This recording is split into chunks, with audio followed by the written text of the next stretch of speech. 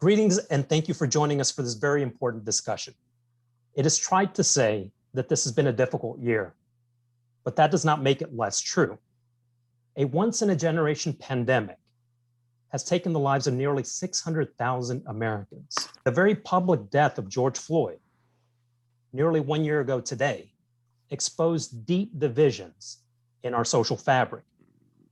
Either one of these events by themselves would constitute a crisis. Together, they border on catastrophe. As we wait for the verdict of the Derek Chauvin trial, let's talk about how COVID-19 has impacted civil rights. We put together a panel discussion called Civil Rights, an analysis of how COVID-19 has impacted the civil rights of Americans. And we've invited a distinguished panel of professors from different parts of the Houston area. My name is Pat Amesqua, and I teach government at San Jacinto College. Our other panelists are Mary Lewis. Mary Lewis teaches government at Houston Community College. Dana Morales teaches government at Lone Star College. William Parent teaches government at San Jacinto College, and Stephen Tran teaches government at Houston Community College. Welcome, panel, and thank you very much for doing this. Now let's talk a little bit about the ground rules. We are going to be talking about 5 to 6 topics, and our focus is how has COVID-19 impacted civil rights? Now, this will be a free-flowing discussion. The panelists have told me that they will hold nothing back, but we will remain civil. Please try to be as concise as you can, though, so that we can keep the pace of the discussion going. So with that said, let's define what civil rights even is. Civil rights are protections against discriminatory treatment in school, work, or everyday life. Civil rights involve eliminating prejudicial acts that make certain segments of the population work harder to achieve societal goals. This last year has certainly tested our resolve when it comes to reaching civil rights. Let's begin by talking about the impact on health. So my question, panel, and anybody can start the discussion. How has the pandemic exacerbated inequalities concerning healthcare? I'd like to start.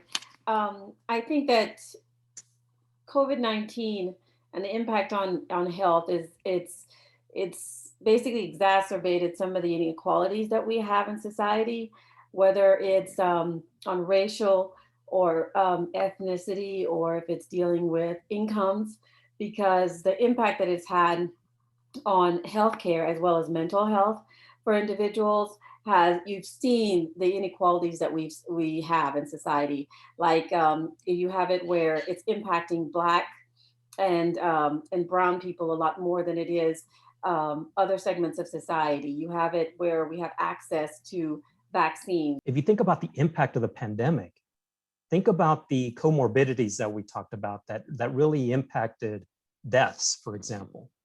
It was people who were obese or people who had some kind of pre-existing condition. And unfortunately, because of the lack of healthcare coverage to many of our communities, we saw disproportionate deaths in our Hispanic community and our African-American community. Yes, thank you so much, Professor Amesqua. Inequalities that we see with COVID-19 when it comes to cases, deaths, and vaccines, you do see that people of color, specifically when it comes to cases, Latino Americans are overrepresented. Latinos make up around 18.5% of the US population, and yet over 29% of all cases of COVID-19 in this country are Hispanics. And if we look at deaths, once again, Hispanics are overrepresented, as are people over the age of 65. Over 80% of all COVID-19 deaths in this country are people 65 and over. Once again, this comes back to this larger argument and discussion of health and how COVID-19 has had a major impact upon civil rights and the health of Americans. We look at the vaccine rate. African Americans are underrepresented. What about when it comes to mental health? 4 in 10 US adults are now reporting anxiety or some sort of depressive disorder there. And that number was only around 10% prior to the pandemic. What are some of the symptoms of this anxiety and or depressive disorder? Difficulty sleeping, eating, increase in alcohol consumption or substance abuse, worsening chronic conditions that are related to anxiety and stress. Women are more likely to report symptoms of anxiety or depressive disorder. We see that people of color, African Americans and Hispanic Americans are more likely to report symptoms of anxiety or depressive disorder. We've seen an increase in the number of suicides and drug overdoses over the last year plus with the pandemic. So there are just so many issues that are related to health and how COVID-19 has impacted the civil rights of Americans on this particular issue. Mr. Tranter Morales. Yeah, I just wanted to add that there are other inequalities within the system that exacerbate the healthcare issue even more. Ethnic minorities, women are going to have less access to transportation, less access to childcare, less ability to take time off work to get to the doctor and to take advantage of any kind of health care that they are able to get to. So I think it is a very complex problem. Professor Trent. Just to follow up on all the points that we have made so far, I think it's fair to say that many of us receive our health insurance through our employer, and a lot of our employers were in a difficult position as a result of the pandemic, whether it's closing down their business, resulting in more people at home. And when more people are at home, that can often be a hotbed for the pandemic, because it usually is just one person in that household who gets infected with COVID-19, leading to more people within that household getting the COVID. Certainly the probability is a lot more likely. So and this is even more the case if you have low socioeconomic status households, and many people who are of low SES does happen to be people of color. It sounds like the panel is in agreement that access to healthcare is a civil right, that this is something that should be accessible to people. Is the government doing enough? Is the government doing enough? Professor Tran mentioned that a great majority of Americans get their healthcare through their job. This makes us the anomaly when it comes to other industrialized nations. Is the government doing enough to not just offer plans, but to do the hard work of actually covering people? This conversation with the pandemic, I think, will need to be scrutinized in terms of whether we need to expand the Medicaid eligibility requirements, because we know that having access to a doctor, preventative care is so important, especially during these trying times. I'd like to say that. Yeah, go ahead. I'd like to say that it's a complicated question because using a comparison, we talk about preventative health care. So if you have underlying conditions like diabetes and high blood pressure and not taking care of it, and something like because of lack of access to health care, and you have something like a pandemic occur, that could basically exacerbate the whole situation. But if you're making a comparison between the United States and other countries, like say in Western Europe that have overall and universal health care, take for instance, if you use France, that have healthcare procedures and in place for their people. Right now, currently, the French are behind on vaccinations for their population, whereas the United States is actually making a lot more progress in that. So I think that's a complicated, it's very complicated to answer that, because while we may not have universal health care, we are getting the vaccine out to as many people as possible. That's a good point. I think that when it comes to analyzing this whole thing, it's going to obviously take some time. And I wonder, because I think most fair analyses of the United States, of our response to the pandemic, would not give us the best of grades, would give us a best and average grade. I wonder if we had not neglected healthcare. I know this is unanswerable in the period that we have. If we had dedicated more time, money, energy to ensuring more people whether things like vaccine hesitancy would be less of a thing, whether we would have lost fewer people. We have, I don't have the number at the top of my head, but we are a very small percentage of the population, but almost a quarter of the deaths around the world. If we had done a better job before the pandemic even hit, I wonder if just by default, we would have done a better job in responding to it. I think it has more to do with politics than healthcare. The way Yes. that we view the vaccination process and the history of vaccination in our country. So it's more, for me, it's more political than it is, and societal more than it is in terms of making sure that everybody has access to healthcare for the vaccination. Right. And if I could say something as well, it's always easy for us to play the Monday morning quarterback, where we have this pandemic, and one that we're not very familiar with, we don't know very well, and we do something in response to it, which may not have been the best decision, whether it is to close businesses at one point or not another point. Yeah. So as much as we can say, hey, we should have done this, we should have done that, it's just the bottom line is we didn't know what this pandemic was and how to respond to it. I'm not even sure we know all the answers even today. All right, let me go ahead and move on to the next topic, the economy. The impact of COVID-19 on civil rights and the economy. What economic civil rights challenges have arisen as a result of COVID? I think that this is a very interesting question because I've come to understand that there's different levels in society. We may think that we're all equitable, but the pandemic made us realize that certain people have access to things in our society that other people do not have. Access to, like, say, for instance, when we, what type of job you have. If you are a restaurant worker or a lower income worker, you basically had to make your way to work. You didn't have access to working online. You didn't have the transportation issue. So it's very important for us to think about the inequalities in society, because this is what was highlighted by the pandemic, that some people were able to stay at home to work and safe in the confines of their home, whereas other people had to go out there regardless. The grocery store workers, the transportation workers had to go and make their way to work.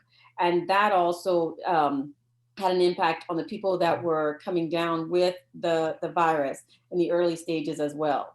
So and even in that, you can recognize the type of work that people did, who was losing access to having their rent, their mortgages, who needed basic help from the government and who could use their resources. In March of 2021, the unemployment rate was 6%. For white Americans, it was actually below that at 5.4%. For African Americans, the number was 9.6%. For Asian Americans, it was right at 6%. For Hispanic Americans, it was 7.9%. So for Black and Latino Americans, you see a higher rate of unemployment there. Should be noted, this time last year, in April of 2020, we had an unemployment rate of 14.8%. And also the migrant border crossings. What is the reason and the rationale for the increase in people coming to our southern border? And it's more complicated than to say, well, it's just the Biden administration policies, but it's also the pandemic and the economic situation in these Northern Triangle countries of Guatemala, El Salvador, and Honduras. And also what we saw last year under the Trump administration with Title 42, which allowed for the government to deport individuals who came to the border who didn't have the proper credentials there. So I think all of these issues are related under this broad scope of how COVID-19 has impacted civil rights, in this case with the economy. Morales? Yeah, I think that going off what Professor Parent said, these inequalities that are being brought up. Another way to think of it is maybe looking at the resources, not just of money, but also of things like time. and technology. People who have more flexible working hours, for instance, might have time to sit on the computer and queue and try again and again to get on a testing list or a vaccine wait list or something like that. Whereas people who have hourly jobs to get to, people who have kids to pick up or whatever, or particularly people, these frontline workers who work swing shifts. They work all day. They come home at night. There are no places to go at 10 at night to get a vaccine or anything like that. So we have to think of the overlapping inequalities and not just resources of money, but resources of time, technology. Let's say, for instance, that I want to get online and make a vaccine appointment, but my child is using the only computer in the house and they're at school. So I have to wait for them to finish. So we just kind of have to keep that in mind, that this is a pretty complex issue and it goes beyond just money. That's a trend. Just to follow up on Professor Morales's point regarding money, I want to bring up a point related to just simply the limited amount of resources that that our government has, because normally whenever we pass a law or implement a new policy, we would either give up our freedoms at the expense of our safety and security, or vice versa. So do we have a government policy where we are restrictive on which businesses could remain open in the name of making sure that more people have are safe and secure from contracting COVID, or vice versa? And I don't claim to have an answer to that question, but it is certainly a question that could be worth asking. Okay, anyone else? One is a proposal and one that's actually been at least temporarily implemented. What do y'all think about the minimum wage as an equalizer, raising the minimum wage? It seems to be tabled for the moment, but there does seem to be a lot of grassroots support for increasing the minimum wage. Does increasing the minimum wage level things out? Does this remedy some of the problem that you all have identified when it comes to civil rights? And the other one is unemployment insurance. If you think of it as more of a social safety net, more assistance if you are struggling.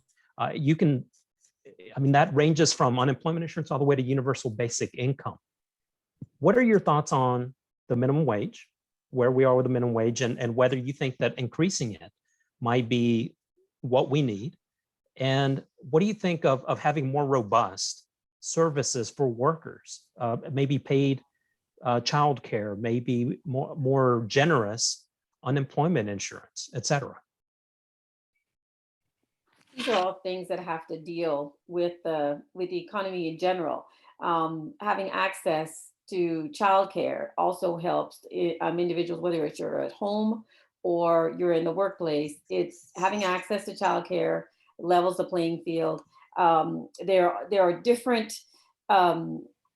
positions on whether or not we should have a minimum, the basic minimum wage, a living wage of $15 an hour. But so you could have people that decide that maybe that would be helpful. Should everybody be given this? Because if you have 16-year-olds that are basically going out to work for the first time, should they be making $15 an hour? But at the same time, if that 16-year-old is the only one working in the household, that is very helpful to that household income. So all of these things that we need to consider to help individuals, but at the same time, you might have pushback from companies and from the economic sector that says, if we do this, then we have to increase prices here. This is going to cause a change and a shift in society. Such a great point there, Professor Lewis. When we look at the minimum wage, we know that it's $7.25 an hour. And if you work 40 hours a week for 52 weeks a year, that's just a little over $15,000 a year. And that's very hard, very difficult for anyone to make ends meet, survive off of that there. And this fight for 15 is such an interesting conversation because it really is a double-edged sword. On one hand, individuals struggle to make ends meet, to provide for the basic necessities of their family. On the other hand, you look at the perspective of, say, business owners, and Professor Amesqua, you already referenced this in terms of unemployment insurance, and how some small business owners are having trouble filling positions within their companies because individuals are receiving, say, $600 a month in unemployment benefits, and it doesn't warrant looking for that job. So it'll be interesting to see as we move further away from the apex of the pandemic and hopefully get herd immunity, to see whether those benefits still exist, whether there's robust conversation for $15 an hour, or perhaps maybe it's somewhere in between. Obviously, the cost of living from state to state is going to determine that issue, but you've seen a direction. More and more states are increasing their minimum wage higher than the federal minimum wage of $7.25 an hour, which really has only increased by about $2 in the last 25 years. So that should give us some perspective of how the cost of living has far outpaced the minimum wage rate. Right, let's go ahead and move on to the next topic. And let's talk about politics. This is our pet issue. Let's talk about the impact of COVID-19 on our political system. How has the coronavirus affected the politics of the nation in relation to civil rights? We've already seen in the first 100 days of the Biden administration, obviously, more of a focus on testing, on vaccines, and trying to emphasize this point that states and local governments really need to push the pause on reopening because of the impact it will have on the spread of the coronavirus there, and how we will see infections. And we've already seen this in states like Michigan there. So clearly, when you look at COVID-19, civil rights, and the impact on politics, there are many different directions you can go in.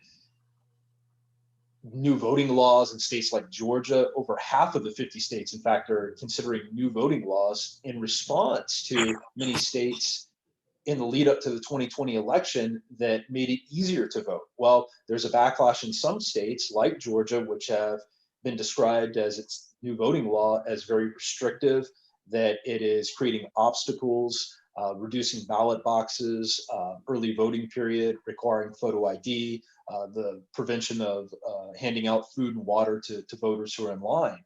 And it should be noted, if you're a person of color, it's more likely that you will wait in line to vote. That is a fascinating wrinkle, in my opinion, of how COVID-19 has impacted politics and the civil rights of Americans, debate over gun laws, renters' rights. I mean, just so many things that maybe we're not even familiar with. For instance, we look at the federal eviction moratorium that recently expired. We know it doesn't cover holdover tenants, people whose lease has expired. 30 to 40 million people are at risk of being evicted, and 80% of all people facing eviction are either Black or Hispanic. I think that the whole COVID-19 has been politicized. This has an impact, just like you said. It's basically on everything. It's very political. Something that's supposed to be medical or societal, this is how we deal with it, has become very political. From the wearing of masks to the way that states and even at the federal level, how are we going to deal with this? If you have it where there's a mandate that says, what are we going to do with masks? How is it that the vaccine is going to be distributed throughout the country? Everything about COVID-19 and civil rights has been politicized. As we said, in terms of the elections, how do we vote, access to voting, things that you thought would be eliminated, and we've made progress in society, we've taken a step back, whether it's gun laws, as we talked about. It is just everything that has to deal with COVID-19, civil rights, has been politicized. And I think that is, whatever topic it is that we talk about, it has a political nature to it. It's dealing with that. Yeah, building on what Professor Lewis said, there was a study done by Medical News Today in January that said the groups with the highest refusal rate for the vaccine were Black Americans, women, and those with conservative political values. So I thought it was interesting that these three groups, two of them were demographic groups, but one was a distinctly political group, people with conservative values. That just shows you how politicized this health situation has become, which I find pretty disturbing. That's a trend.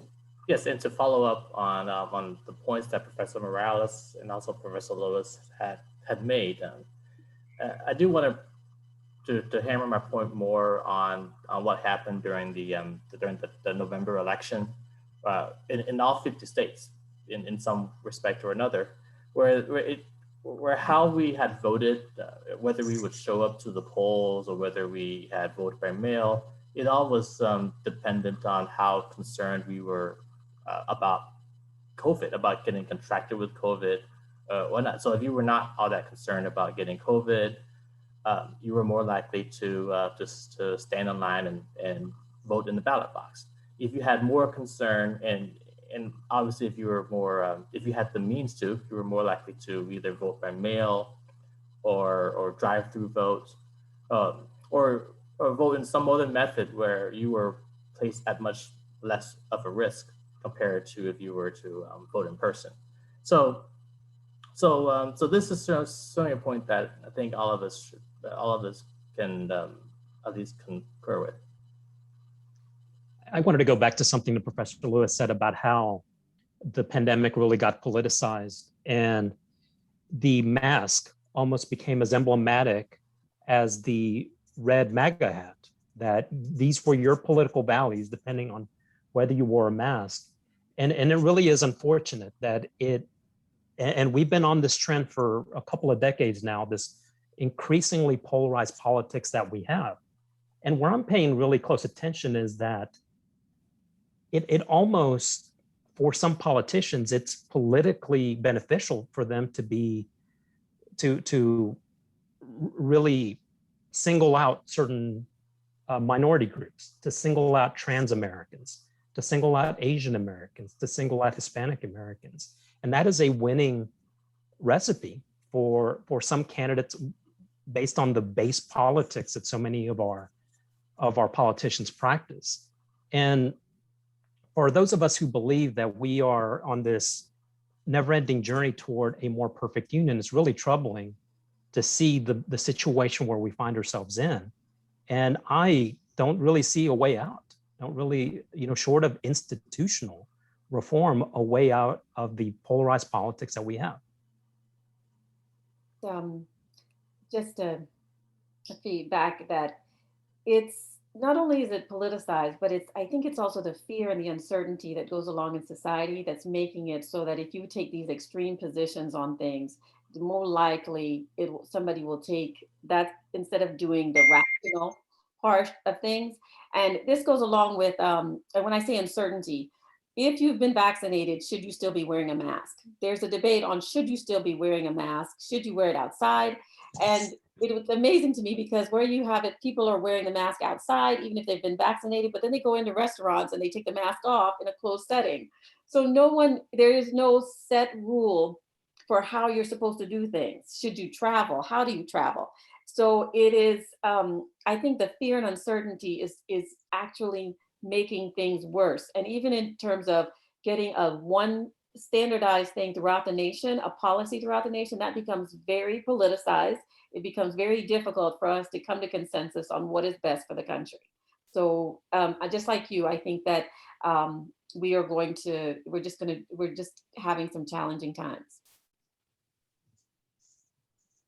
All right, let's move on to the next topic and let's talk about education. The impact of COVID-19 on education. So my question, panel, is what are the most pressing civil rights issues regarding education that have been compounded because of COVID-19? I think access to education in general, because education is that great equalizer, I think, in our society, that basically if you attain your education, we have this promise that says that if you finish your school, you go off to college, the ability to attain higher education can equalize and give you a better life in society. The thing with that is that COVID-19 made us realize certain things. We have a segment of society, lower income students that don't have access to broadband or internet access, computers. There was a shortage of computers. When we had to move to online teaching, that you kind of realize that there was a lot of students K through 12 that did not have access to that. Not only is in the United States, but globally, changing to an online setting, students that need to have direct instruction. You also have students that are in special education that didn't have access to the services that they needed. So this is a wide ranging thing. And for us at a higher education level, you see where students have to choose between finding a job or coming to school, and even going to school. The transition, if you were learning in the traditional format, going to the online format might not be conducive to their learning. So we are having a whole generation that is going to be impacted by the COVID-19 pandemic.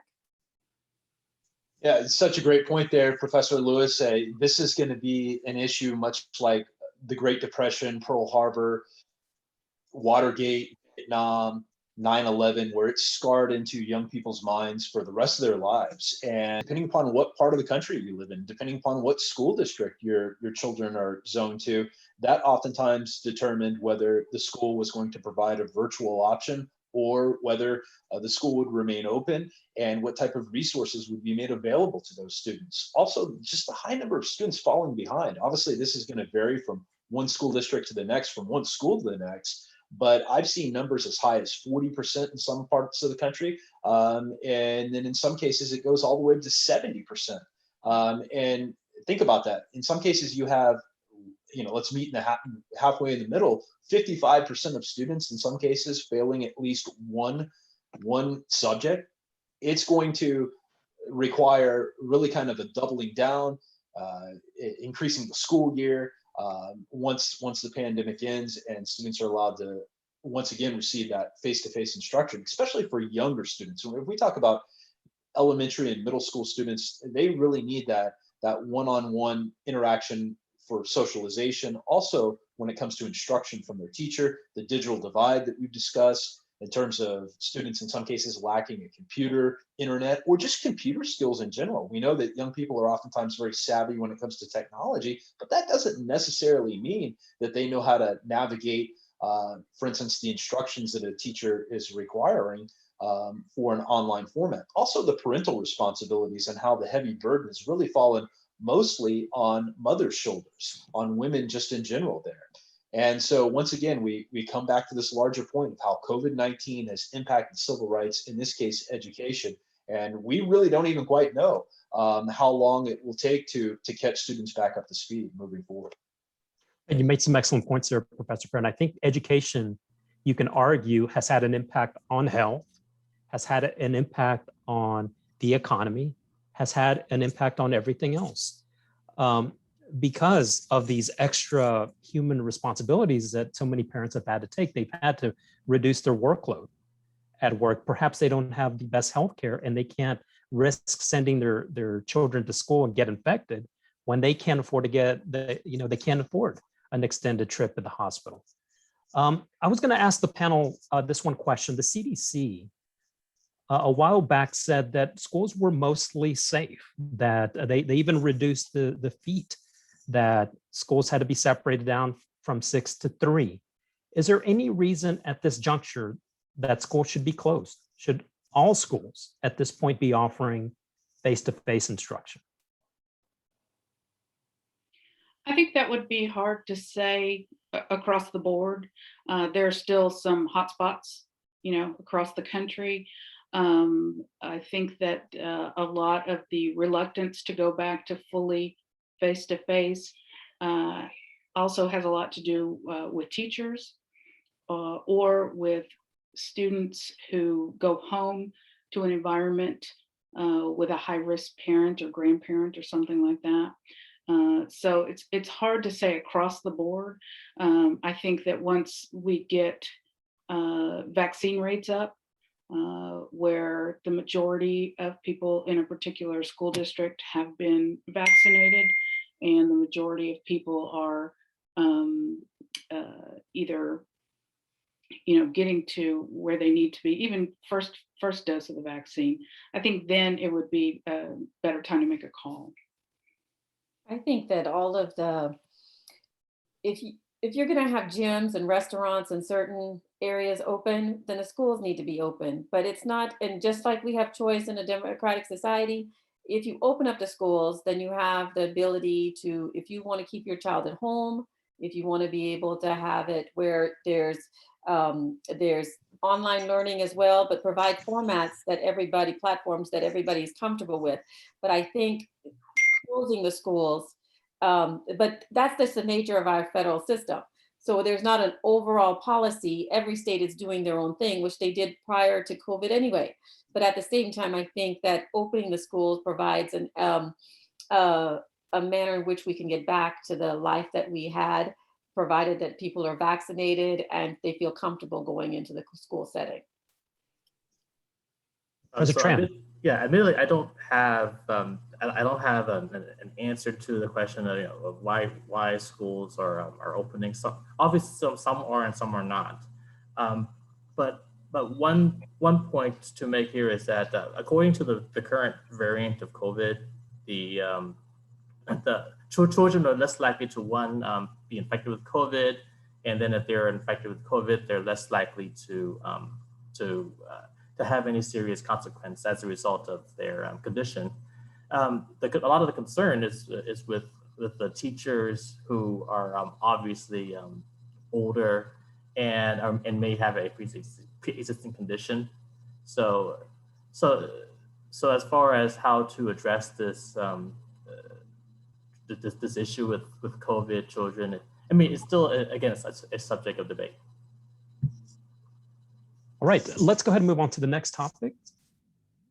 Let's talk about criminal justice, impact of COVID on criminal justice. My question, panel, is what are some of the current civil rights challenges in our criminal justice system that have been magnified as a direct result of the pandemic? There's a lot. The reason I say this is because we're having this discussion in a timely manner with the George Floyd trial coming to an end. And I think that not only did we're talking about the impact on criminal justice, but it was noted that he had COVID-19. And not only is it to criminal justice, how are we dealing with these are things that happened prior to COVID-19, but also exacerbated by COVID-19. But you have it in individuals that are incarcerated currently. How are we treating the people that are incarcerated differently than we have everybody else in society? Do they have access to the vaccines? Are they being tested? Are there? How do you put people that are in a closed space like that? How are you getting them to be 6 feet apart or spacing them and giving them proper spacing and distance? But all of these things are impacted by COVID-19 in the criminal justice system. And it's just the way that we're dealing with things. We had the Black Lives Matter movement. All of the things that we're seeing have been impacted and have an impact on civil rights. I know I keep saying that because there's so many things that we could talk about. It could go in different areas. Okay, we'll come back to you. Professor Parent. Yes, so it should not be lost on anyone when we talk about these issues that we are experiencing the biggest, most widespread social unrest that this country's experienced in the last half century. And what really ignited this movement of focusing on police brutality was the video footage that went viral last spring of George Floyd and an officer kneeling on his neck, which ultimately led to his death. And not to say that we haven't seen these issues for decades. That being said, when it comes to the homicide rate per 1 million people based upon different racial and ethnic groups, we see that per 1 million people, 2.5 white Americans are killed at the hands of police. That number for Hispanic Americans is 3.8. For Black Americans, it's 6.6. And that should raise a lot of eyebrows. there are so many different cases that seem to emerge on a weekly basis that it's hard to keep up with. But obviously, when you have this heightened sense of anxiety, concern, in part because of COVID, you could make an argument that it leads to more deadly police interactions. Also, what was one of the reasons why more people came out to protest? It's in part because of COVID. More people had downtime to examine some of the inequalities because of that anxiety dealing with the economy, because of the social unrest. It's led to a discussion of whether we should defund the police and what are the major impact if we were to do so. Of course, that's a loaded term. What most people mean by defund the police is just simply divert resources to, say, mental health, as opposed to using a law enforcement approach to address a particular topic. This is, I think, something that we will see some sort of tangible legislation change in policy as a result of COVID-19 on civil rights, in particular, its impact on criminal justice, is a reform in the system and a conversation that is well overdue, quite frankly, to address these inequalities that exist within society, specifically targeting people of color. I wanted to gently push back. I just recently reread the influential Michelle Alexander book, The New Jim Crow, about mass incarceration. And it seemed that we were having fruitful discussions, at least about, what happens when, from the moment that you get pulled over, do defendants have adequate representation, looking at our grand jury, the way grand juries are selected, the way that punishment is meted out, depending on race. And I think this last year, because of the pandemic, it almost has pushed all of those things to the side. And around this time last year, well, maybe the summer last year, I would have said, I think that there is enough consensus on a lot of these issues where we can finally do something meaningful when it comes to legislation. But then the presidential election kicked up, and then the pandemic surged in the winter. And I think it's going to take a while again. This is just my personal view. But I think it's going to take a while before we find our footing on that issue again, and hopefully achieve more civil rights legislation when it comes to criminal justice. Well, I think of COVID and criminal justice in this particular question. I don't look at COVID as a magnification so much as it is a spotlight on some of the problems that we were already having. So George Floyd was certainly a terrible incident that happened to him, but there was also Breonna Taylor. And then before Breonna Taylor, there was Michael Brown. There was Ferguson. Basically, that was the same event. And before what happened in Ferguson, there were several other events. Back in the 1800s, there was the Chinese Exclusion Act that restricted rights of Chinese Americans. There was during the 1940s, there was Pearl Harbor. So when I think of COVID, it's a spotlight on what we were already facing as a country. And you could also make the case that that COVID is a +1. So we have all these problems that we are still facing, health, politics, and whatnot. And then you throw in COVID, which makes the matter even more exacerbated. Once again, that this is just a kind of an intersection of a lot of inequalities.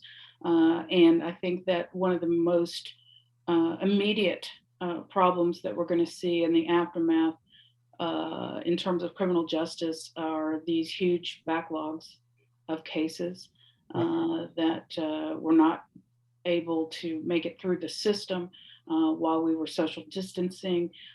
That really endangers people's right to a speedy trial, and the people waiting are going to tend to be low-income minorities, and also the fear that unemployment is going to lead to an increase in crime. And whether or not that comes to pass, all of these things, like I said, are kind of interwoven.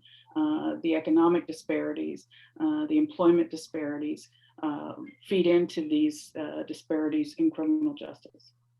I would also be remiss if I didn't mention on 420 that increasingly states are decriminalizing marijuana, which is, I think we would I think agree that that is a positive step in alleviating some of the problems when it comes to sentencing and who gets arrested particularly. All right, next topic, impact on social services. Panel, how has COVID-19 affected the struggle for civil rights for victims of abuse and violence? Of course, we've seen a dramatic increase in the number of hate crimes targeting Asian Americans. And I think this is in part because of some of the rhetoric that was used. Former President Trump referred to the coronavirus as the China flu. And this created and kind of put a target, if you will, on Asian Americans. We know that Congress is considering an anti-Asian hate bill. Victims of abuse and in some cases deadly violence, it's in part because of the lack of mental health resources. And I think this kind of goes back to the conversation we just had about defund the police and how this could perhaps be utilized as a tool and vehicle to provide the assistance for those individuals who are suffering from some sort of mental health issue. And the hope is that we can reduce gun violence, we can reduce these hate crimes. Knowledge is power. I agree, Professor Parent, because, and this is also something that can go in a wide range of issues about defunding the police, where I like to say reimagining the police, because in terms of mental health issues, when someone calls 911 because they have a family member that is having a breakdown in a mental health, they're having a mental health crisis, and the police come, and it could end, knowing that it could end in the death of your family member instead of them being taken to some psychiatric hold or something at a hospitalization. But when I went to get my vaccine the other day, I noticed that they had these posters telling people that if you are being abused, and they gave you statistics on how many people actually report the abuse. I have noticed these posters repeatedly now. So not only are we dealing with victims of abuse and violence and the impact on social services, this can go in a wide variety of areas in terms of mental health. We are coming supposedly out of this pandemic, getting better at vaccination, and we've seen an increase in gun violence. So on a regular basis, and I don't want to say daily basis, but you're seeing mass shootings. Every day it seems to be someone else having an episode. So I'm not sure if when we were confined for the pandemic, but now that we're coming out of it, we're having a lot of issues in terms of abuse, victims of abuse, violence, taking out the fear and uncertainty that we have on other groups. So we have a lot to unpack there. One thing I wanted to piggyback on that thought was that in addition to the lack of government assistance, overall, during the COVID-19 pandemic, we've seen that charitable assets are really down. And so nonprofits that traditionally come in and help a lot of victims of domestic abuse and human trafficking and things like that, they just don't have the money that they've had in the past to fully fund these efforts. And so we're going to see some more problems in that area as well. Speaking as an Asian American on this panel, I have to become a bit more vigilant about how whenever I'm outside, how I come across. I think I speak English pretty well, but whenever I'm out and having to speak to somebody, I practice first. In Georgia, where you had where 6 out of the 8 people who were killed in a mass shooting were Asian American. So, and this also follows along the lines of other groups who were victims of similar hate crimes. Right, let's move on to our last topic. And let's talk about solutions and resources. Y'all have done a very good job of talking about the problems that some that arose and some that were simply exacerbated through this very difficult pandemic. So my question to all of you is, how do we overcome the challenges we have talked about and get closer to a more perfect society? I think that we need to have dialogue. I think that the more that we are exposed to certain things, then we can talk about. It's being able to talk to someone else and discussing it in a very calm and effective manner. Letting somebody know what your side of the situation is and say, "This is how I feel." I just even yesterday, I was telling someone I had read a Washington Post op-ed by Jonathan Capehart, and it's about being Black in America is exhausting. And he wanted to, why is it that it's exhausting? And I said, you have to constantly be on guard, just like what Professor Tran said. It's just so if the more that we talk about these issues, I think that there's a greater awareness of them, and we're going to come to some kind of resolution. But I think we need to be able to do the hard work. So saying it, but not backing it up, or if it means voting, going to the polls to vote, or taking someone to vote on the issues, not just staying at home after you've said something. So I think we just have a lot of work to do, but at the same time, having a dialogue, an effective dialogue. Professor Parent. We as a society benefit from diversity. You as an American have an obligation to speak up and acknowledge and say something if you see a form of discrimination. We've all probably seen that viral video out of New York where the older Asian American woman was beaten up in the street, and you had several people for a minute or two not step in and provide assistance. That cannot happen. We are better than that as a society. There are a series of pieces of legislation that are being considered by Congress as we speak. The Equality Act, which would prevent discrimination based upon sexual orientation, the anti-Asian bill, even the infrastructure bill that would create more broadband internet access. A lot of things that we've discussed are currently being debated.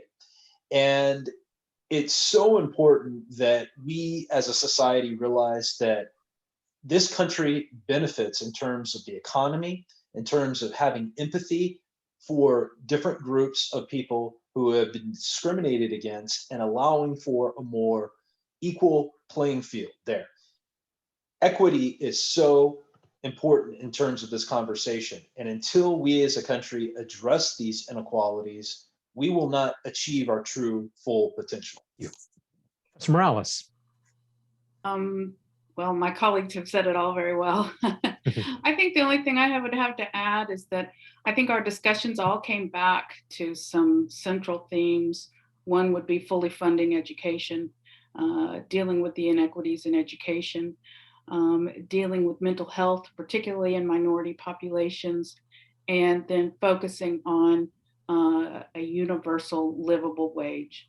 I think if we addressed all three of those as priorities coming out of the COVID pandemic, I think that we could do some good. Thank you. And Professor Tran.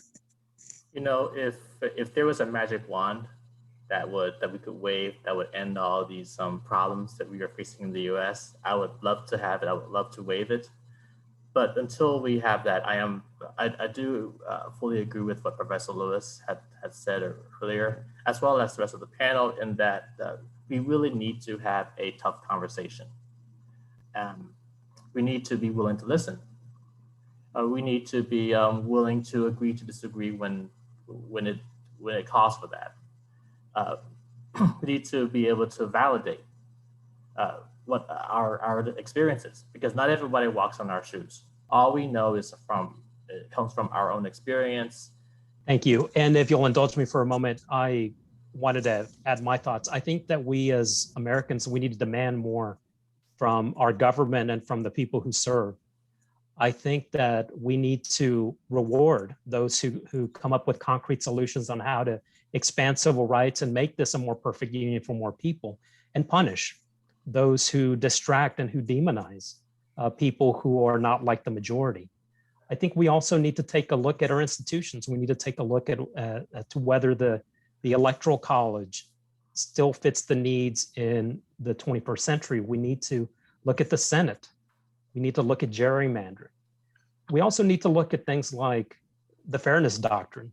And part of the problem, I think, that when it comes to how political the pandemic got and why we seem on some civil rights issues to be taking a step backwards, it's because of the segmentation that we have in our media now, where people get their information from one single source, and they think that the other side is evil. And it seems very hard to imagine reaching common ground when you think the other side is the Antichrist. So I still have hope. I know that a lot of you have the same students that I have, who are filled with ideas and full of energy and enthusiasm for this country, and they're going to be the ones who inherit it. So I really hope that they bring their viewpoint and their openness and their tolerance, and they make this a better country overall. All right, so with that, I wanted to thank Professor Mary Lewis from Houston Community College, Professor Dana Morales from Lone Star College, Professor William Parent from San Jacinto College, Professor Stephen Tran from Houston Community College, and I'm Pat Amesqua from San Jacinto College. I want to thank you all for tuning in. Thank you very much for your time, and we will see you next time.